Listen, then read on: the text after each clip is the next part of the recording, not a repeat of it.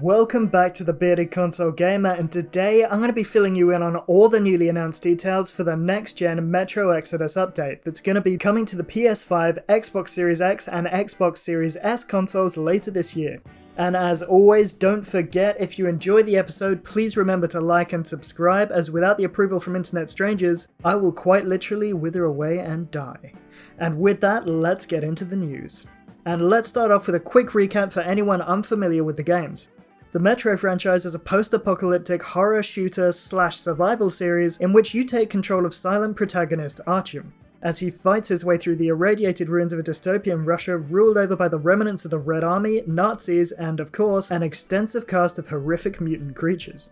The vast majority of the first two games is set in the Moscow metro system, but at times you're forced to venture above ground and experience the horrors of the irradiated cityscape for yourself.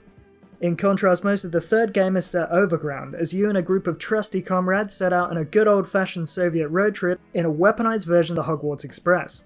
Now, I'm a card-carrying coward, to the extent that I had to hot seat the medium with a friend rather than attempting to, be an actual human adult and face my all-encompassing fear of mild video game horror. Actually no, what I really can't stand in a video game is tension, and the Metro series is just unrelenting. Everything from the sound and lighting to the creature design is all just meant to make the player feel uneasy, unwelcome in a world that the protagonist shouldn't be able to survive in. And that feeling of dread is heightened by the fact that you're often running low on resources and looking out at this hostile scene through the smeared fogging lenses of a gas mask. A game mechanic that adds a sense of intense claustrophobia to the experience while putting you in constant fear of running out of oxygen. So the series puts you in a place where your urge to explore this dark, fascinating world is tempered by a feeling of almost constant dread and the visceral time limit imposed on you by the oxygen gauge. But in spite of all that, I felt myself being drawn into the sad, dilapidated universe of the Metro games. Morbid curiosity is literally the thing that saw me through all three of the titles. And damn it, now I know I'm going to have to go back for the Metro Exodus remaster because it looks freaking incredible. It was first revealed that Exodus would be coming to next-gen hardware back in November 2020, and now we just have a ton more information regarding how the title's going to be upgraded thanks to a brand new post on the game's official website dated to February 15th. According to the release, the upgraded version of the game is going to run in 4K at 60 frames per second on the PlayStation 5 and Xbox Series X consoles, while the Series S will also play in 60 frames per second, albeit at a lower frame rate of 1080p. All three of the consoles is going to get immersive ray-traced lighting and global illumination, along with 4K texture packs and spatial audio improvements that'll differ based on your chosen console. According to the devs, there's also going to be some controller latency improvements on Xbox, making the game even more responsive than ever, and dramatically reduced load times on all three consoles thanks to those lightning-fast SSDs. The next-gen versions are also going to be getting a field of view slider, which will be a boon to anyone who suffers from motion sickness, and it's also going to be coming as a free upgrade to any gamers who have already bought the title on Xbox One or PS4.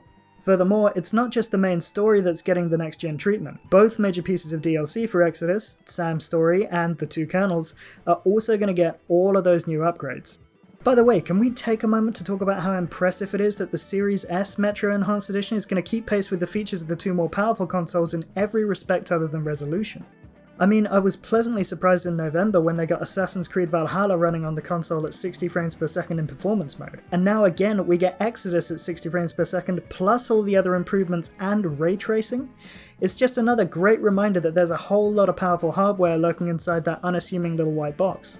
And on the PlayStation side, the developers have highlighted the fact that they're making the most of the DualSense's advanced haptic vibration features to make the game as immersive and responsive as possible. In short, I just can't wait to see what the next-gen version is going to look and feel like. Sadly, we don't know exactly when that's going to happen because there's no set release date beyond the vague announcement that it's going to be dropping sometime later this year.